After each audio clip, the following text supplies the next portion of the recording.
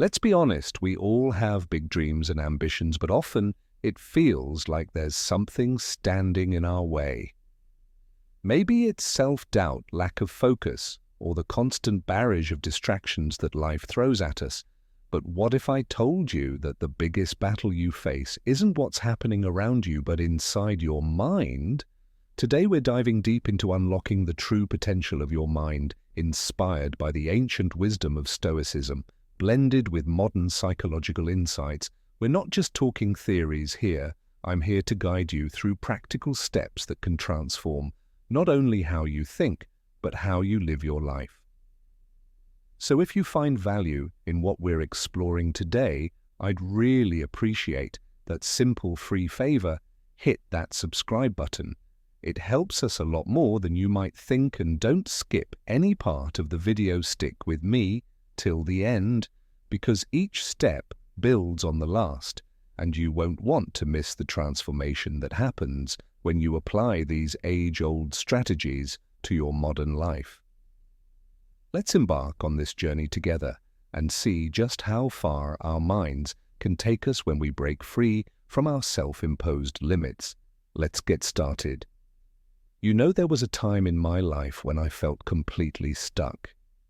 Every day felt like I was walking through mud, my dreams hovering just out of reach, always slipping through my fingers like sand. I was filled with doubt, constantly questioning whether I had what it took to achieve my goals, to make my mark. It's a feeling many of us know all too well, right? That gnawing fear of not being good enough, of not reaching the heights we know we can achieve. Then I stumbled upon the concept of neuroplasticity. It sounds like a fancy term, but it's actually something quite miraculous. This idea that our brains can change, adapt, and evolve throughout our lives. Not just when we're kids, but even as adults. Every new experience, every piece of knowledge acquired reshapes our brain. It's empowering, isn't it? To think that every challenge you take on, every new skill you learn, is actually rewiring your brain, expanding your potential.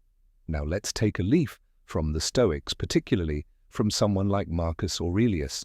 He once said, "You have power over your mind, not outside events. Realize this, and you will find strength." He was onto something, wasn't he? Every moment of learning, every push beyond our comfort zones strengthens our mind, just as lifting weights strengthens our muscles. We have the power to mold our brains, to enhance our consciousness through our thoughts and actions. What a powerful realization. Think about it. When was the last time you tried something new, something challenging? It might have been uncomfortable, even scary, but in that moment you were doing more than just stepping out of your comfort zone. You were training your brain to handle bigger, tougher tasks. So why not embrace this incredible ability? Why not challenge ourselves to think bigger, push harder, and expand beyond the boundaries we've set for ourselves? Every time we do, we're not just getting closer to our dreams, we're becoming stronger, more resilient versions of ourselves. It's time we all realize that our potential is not fixed with every new experience, every hurdle we overcome. We grow a little more, our brains adapt, and our capabilities expand. Let me tell you about the time I realized how much my own beliefs were chaining me down. I was sitting at my desk, staring at a project I believed was beyond my skills. Every time I tried to start, a voice in my head whispered, "You can't do this, you're not smart enough." It was suffocating, feeling trapped by my own thoughts. Can you relate to that feeling? That nagging doubt that creeps in and makes a home in your thoughts? One night I was reading about the Stoics and I came across a powerful idea from Epictetus. He said, "It's not what happens to you, but how you react to it that matters." It struck a chord. I asked myself, what if I reacted differently to my self-doubt? What if I chose not to believe that voice telling me I can't? It was a turning point, so I started to challenge those limiting beliefs every time that old whisper of "I can't" crept in. I pushed back with "why not?" It wasn't easy. At times it felt like I was in a boxing match with my own mind. But here's the thing, every challenge to those beliefs was a step towards freedom. And with each step, the work got a bit easier, the project a bit less intimidating. The concept of a growth mindset, popularized by psychologist Carol Dweck, really helped me here. It's all about believing that our abilities can be developed through dedication and hard work. This belief creates a love for learning and a resilience that is essential for great accomplishment. That's what the Stoics practiced every day, turning every obstacle into an opportunity to improve. Now let me ask you what limiting beliefs are holding you back. Think about that project you think you can't handle, or that dream you believe is too big for you. What if you challenge those beliefs? What if you embrace the possibility that you could grow, that you could be more than you are now? Remember, every belief is a choice, and every choice can be changed. Choose growth, choose to believe in your potential, and watch as new doors open. And what once seemed impossible begins to unfold before your eyes. Have you ever sat down to work, buzzing with energy, only to find that hours later you've barely scratched the surface of what you intended to do? I've been there more times than I care to admit. My mind used to wander aimlessly, jumping from thought to thought like a wild monkey. It was frustrating feeling so scattered, especially when I had important goals that needed my full attention. I remember one evening I was reading Seneca, and he talked about the shortness of life and how we must not waste it on mindless pursuits. It hit me hard. Here I was allowing my precious time to slip through my fingers because I couldn't focus. That's when I decided to take control of my mind, not just to improve my productivity, but to honor the time I have. So I started experimenting with different techniques to enhance my focus and memory. I tried everything from meditation to brain games and tweaking my diet. Slowly but surely, I started noticing changes. It was like my brain was a lens that had finally been adjusted to the right focus. But here's the critical part. It wasn't just about trying to control my wandering mind. It was about understanding and working with it. Like the Stoics, I learned the value of self-awareness in mastering one's own mind. Marcus Aurelius once said, "The happiness of your life depends upon the quality of your thoughts." So I nurtured my thoughts, fed them with positive, focused energy, and gradually the changes began to stick. Let me ask you, what if you could harness the full potential of your mind? Imagine the clarity and the achievements that could come from such focus. It's not just a pipe dream. It starts with believing that you can improve and taking small, deliberate actions every day. Whether it's setting aside 10 minutes for meditation or challenging yourself with a new learning task each day, every little effort counts. Think about what you feed your mind to. Is it information that enriches, or is it merely cluttering your thoughts? Remember, your cognitive abilities aren't set in stone. They're more like muscles, and every challenge is an opportunity to strengthen them. Embrace this journey and trust that, with each step, you're not only boosting your focus and memory, but also paving the way for greater successes. There was a time in my life when I thought being emotionally strong meant keeping a stiff upper lip through everything I pushed down my feelings, thinking this was the path to personal and professional success. But let me tell you, ignoring your emotions doesn't make them go away. It just makes them wait until you're least prepared to handle them. I remember a particularly tough day when everything seemed to go wrong. I tried to shove my frustration and anger aside, but by the end of the day, I snapped over something trivial. It was a wake-up call. I realized then that understanding and managing my emotions wasn't a weakness. It was a necessity. Stoicism, which many misunderstand as emotionless, actually offers invaluable guidance. Here, it teaches us not to suppress our emotions, but to understand and channel them productively. Seneca, a renowned Stoic, once wrote about the importance of governing our passions and not becoming slaves to our emotions from him. I learned that emotional intelligence isn't about control. In the sense of suppression, it's about alignment and understanding. It's about recognizing our emotions as signals, not directives. How often do we stop to ask why we feel a certain way? Anger, joy, jealousy, excitement. Each of these carries a message about our state of mind, our environment, and our needs. If we listen carefully and reflectively, we can manage not just our reactions, but also navigate our relationships and decisions.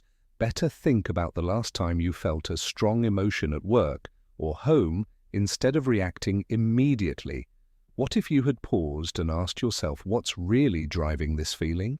This kind of questioning can transform our interactions and our understanding of ourselves. It can lead to deeper connections with others and more satisfying solutions to our challenges. Stoicism doesn't ask us to deny our feelings, but to reflect on them with the clarity of a philosopher. Marcus Aurelius himself, faced with the immense pressures of leading an empire, often wrote about observing his emotions without becoming entangled in them. This practice, which aligns closely with modern approaches to emotional intelligence, empowers us to choose how we respond to our feelings rather than being unconsciously led by them. So let's challenge ourselves to view our emotions through a Stoic lens, not as obstacles, but as opportunities to learn and grow.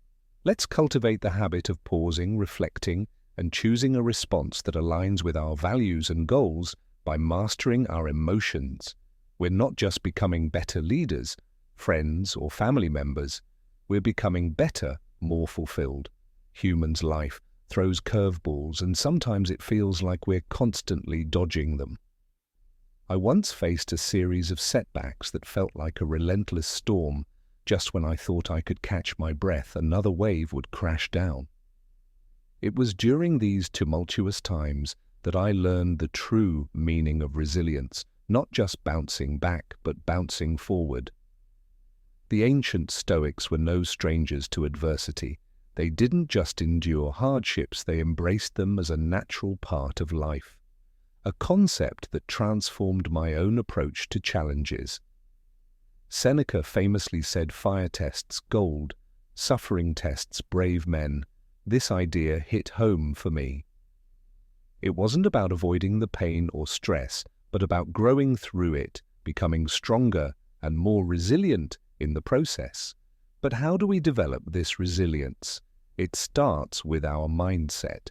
Viewing stress and obstacles as opportunities for growth is a game changer. Every challenge is a lesson in disguise if you're willing to look for it. Remember that time when you thought you wouldn't make it through, but you did. You're here now, stronger because of it. That's resilience. Practical steps also matter. Simple techniques like breathwork and mindfulness can ground us in moments of high stress. During a particularly stressful day, I took a moment just to breathe deeply, focusing solely on the air, moving in and out. It was a brief pause, a quick reset, yet it brought clarity and calmness that helped me tackle the issue head-on. And then there's the art of letting go. Stoicism teaches the value of focusing only on what's within our control. We waste so much energy stressing over outcomes that are often out of our hands. Learning to distinguish between what we can change and what we must accept is crucial in building emotional and mental strength. So next time you find yourself in the middle of a storm, pause, breathe, reflect on what you can control, and let go of what you cannot embrace. The challenge, for it is an opportunity to forge your resilience with each challenge. Overcome, you are not just surviving, you are thriving, preparing yourself for whatever comes next. Did you know that what you eat and how much you sleep can literally reshape your brain? There was a time when I didn't pay much attention to this. I used to fuel my long days with coffee, and whatever was handy, often skipping meals or choosing fast food for the sake of convenience. Sleep was secondary, something I would catch up on over the weekend. But then I hit a wall. My productivity plummeted, my creativity dried up, and I couldn't focus. I felt mentally sluggish, and emotionally, I was a wreck. It was a wake-up call. Quite literally, I started delving into how nutrition and sleep affect brain function, and what I found was eye-opening.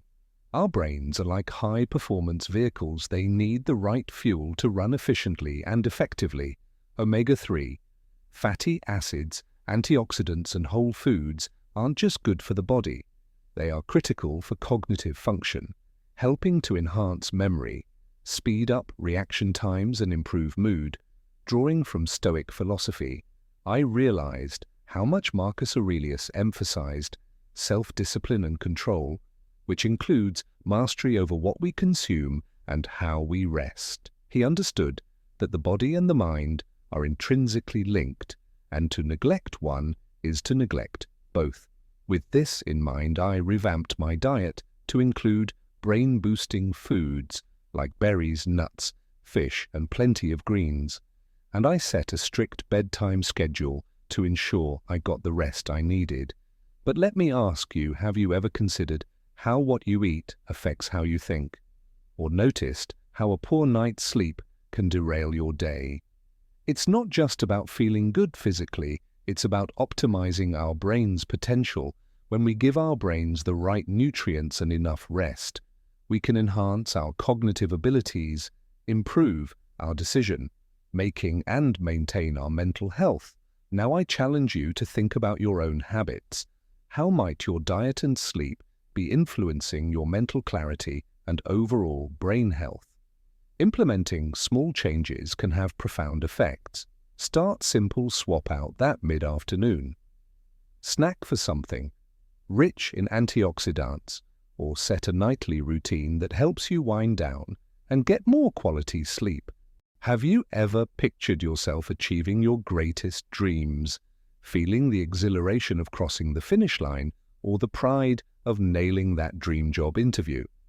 This isn't just daydreaming, it's a tool for success.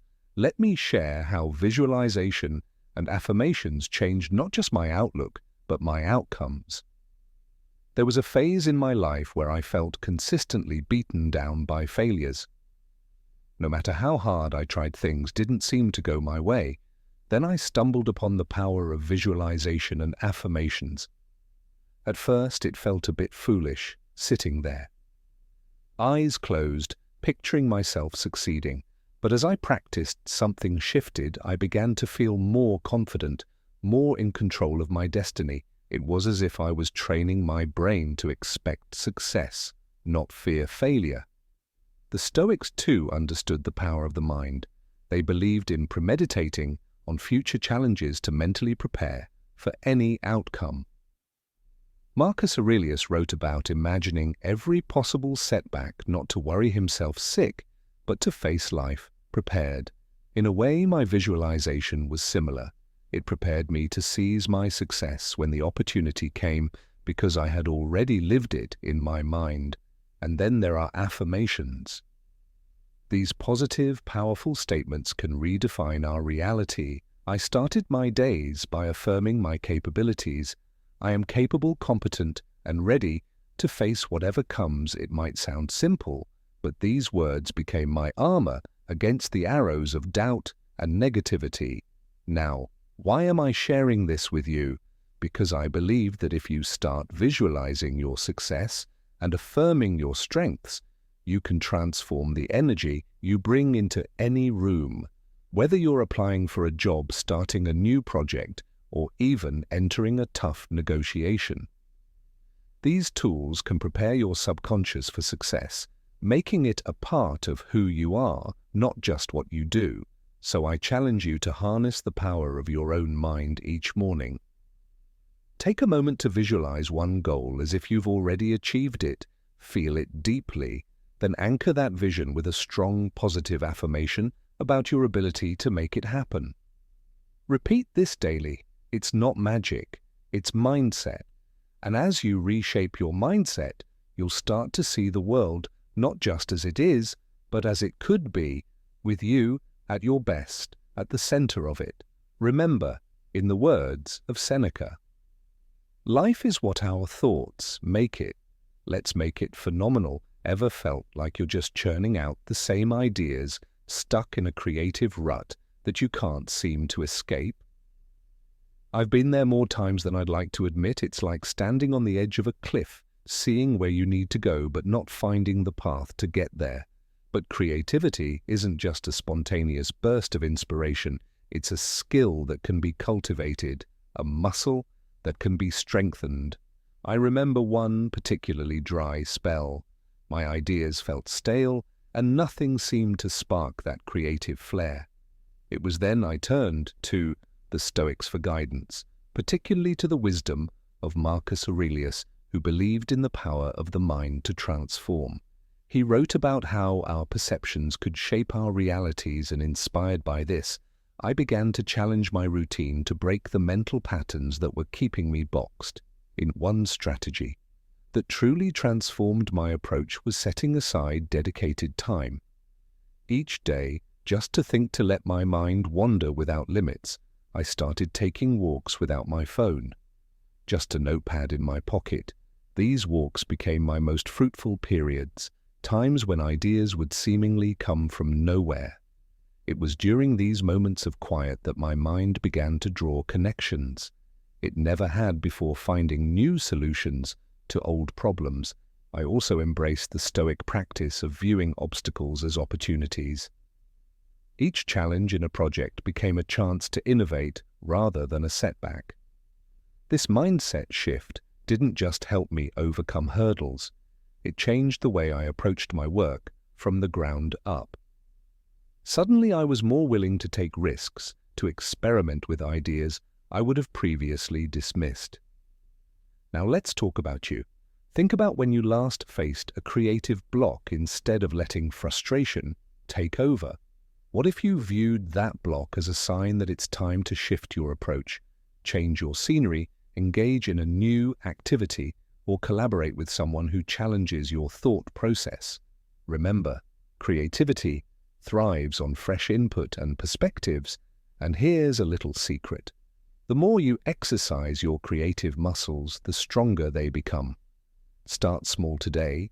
Challenge yourself to think of 3 new uses for an everyday object in your home, or 3 new topics you've never explored before in your work. It's not just about finding immediate solutions, it's about developing a mindset that eagerly looks for innovation. Have you ever faced a challenge so daunting that it seemed easier to just give up rather than push through?